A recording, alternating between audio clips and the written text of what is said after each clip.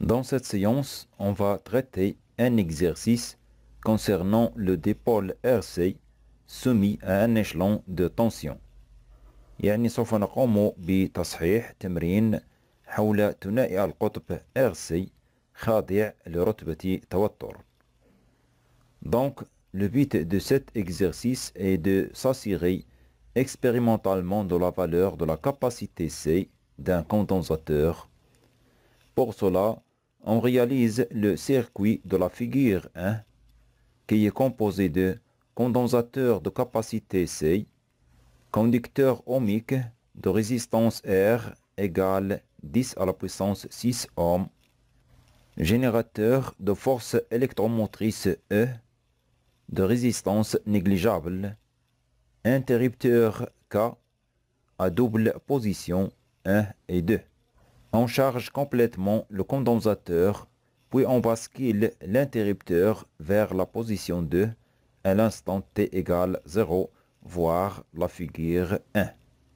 Et à l'aide d'un matériel informatique convenable, on visualise les variations de la tension IC aux bornes du condensateur. On obtient donc la courbe de la figure 2. يعني نغلق الدارة لكي نقوم بشحن المكثف ذو السعة C، وذلك بوضع قاطع التيار الكهربائي K عند الموضع 1. وعندما يشحن المكثف كليا نؤرجح قاطع التيار الكهربائي إلى الموضع 2، وبواسطة عدة معلوماتية مناسبة نعاين تغيرات التوتر الكهربائي EC بين مربطي المكثف، فنحصل على المنحنى الممثل في الشكل 2. La première question: établir l'équation différentielle vérifiée par la tension IC.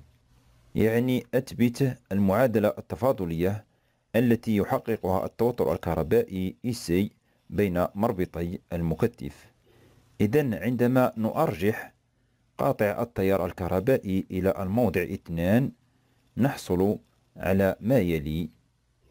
وبما أن المكثف قد تم شحنه كليا سوف يمر تيار كهربائي شدته E، ولكي نثبت المعادلة التفاضلية التي يحققها التوتر الكهربائي EC بين مربطي المكثف نطبق قانون إضافية التوترات، حيث لدينا التوتر الكهربائي EC بين مربطي المكثف ذو المميزة C، و ER التوتر الكهربائي بين مربطي الموصل الأومي ذو المميزة R. Donc, on applique la loi d'additivité des tensions et on écrit IR plus IC égale 0. D'autre part, on applique la loi d'Ohm au niveau du conducteur ohmique et on écrit IR égale R fois I. Et puisque la quantité de charge dans le condensateur diminue en fonction du temps, donc l'intensité I du courant électrique qui circule dans le circuit fermé diminue aussi.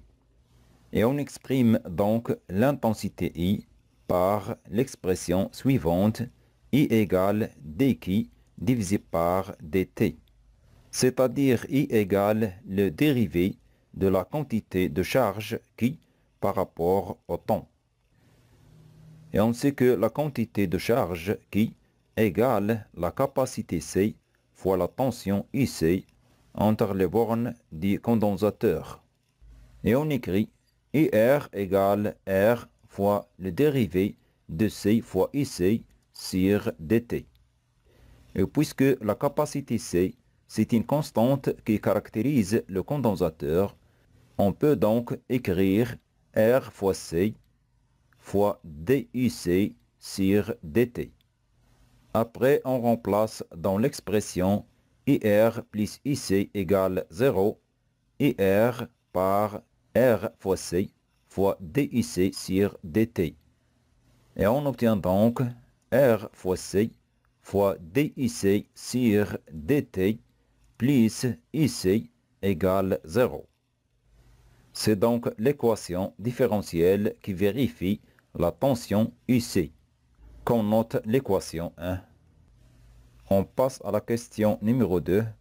Trouver l'expression de taux, c'est une constante des temps, pour que IC, c'est-à-dire la tension entre les bornes des condensateurs, égale Umax exponentielle de moins T divisé par taux, soit solution de l'équation différentielle 1. يعني أوجد تعبير طو ثابتة الزمن لكي تكون IC égale Imax exponentielle de moins T divisé par taux حلا للمعادلة التفاضلية 1. Autrement dit, soit IC de T égale Imax exponentielle de moins T divisé par taux, solution de l'équation différentielle 1, trouvons l'expression de taux. Donc, on a IC de T égale Imax exponentielle de moins T divisé par taux, nous permet d'obtenir en appliquant le dérivé de part et d'autre de l'égalité, et on écrit DIC de T sur DT égale moins Imax sur taux fois l'exponentielle de moins T divisé par taux. Après, on remplace dans l'équation différentielle 1 DIC sur DT par l'expression moins Imax sur taux exponentielle de moins T sur taux et IC par Imax exponentielle de moins T sur taux. On obtient donc RC fois moins Imax sur taux exponentielle de moins T sur taux, c'est-à-dire moins RC Imax divisé par taux fois l'exponentielle de moins T divisé par taux, plus IC qui est égal Imax exponentielle de moins T divisé par taux, égale 0. Dans les deux termes, on a Imax exponentielle de moins T divisé par taux, qu'on va le mettre sous forme de facteur et on obtient Imax fois l'exponentielle de moins T divisé par taux, facteur de 1 moins RC divisé par taux, égale 0. Et puisque Imax fois l'exponentielle de moins T divisé par taux différent de 0, donc 1 moins RC sur taux égale 0. Et enfin, taux égale R fois C. On passe à la question numéro 3. Montrer que la capacité du condensateur est C égale 1 nanofarad. يعني بين أن سعة المكثف هي 1 نانوفاراد. فمن خلال العلاقة أو التعبير السابق طو إيجال R فوا C يمكن التعرف على سعة المكثف حيث لدينا R إيجال 10 à la puissance 6 أوم، لكن ثابتة الزمن طو غير معروفة وبالتالي نبحث عنها من خلال المنحنى المحصل عليه. Donc on a IC de T égale Imax exponentielle de moins T sur taux. Donc à l'instant T égale taux, quelle est la valeur de la tension IC entre les bornes du condensateur? Donc à l'instant T égale taux, IC de T égale taux égale Imax fois l'exponentielle de moins taux divisé par taux égale Imax fois l'exponentielle de moins 1 et l'exponentielle moins 1 égale 0,37. Donc à l'instant T égale taux, IC égale 0,37 Imax. Or Imax égale 2,5 volts et on écrit 0,37 fois 2,5. Donc, à l'instant T égale taux, la valeur de la tension IC égale 0,925 volts. Et sur l'axe des tensions IC, le point qui représente 0,925 volts. C'est donc ce point-là. Et on fait la projection horizontale pour retrouver le point qui lui correspond sur la courbe. Puis on fait la projection verticale et le point sur l'axe du temps représente la valeur tau. C'est donc 1 milliseconde. Et on écrit donc à l'instant t égale tau, la tension ici égale 0,925 volts. Correspond graphiquement tau égale 1 milliseconde. Donc on a tau égale 1 milliseconde et R égale 10 à la puissance 6 ohms.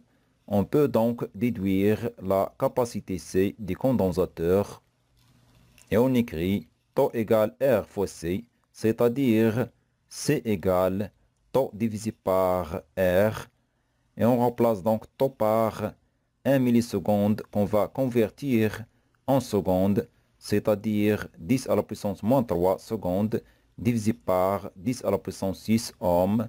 Après le calcul, on obtient donc C égale 10 à la puissance moins 9 farad égale 1 nanofarad.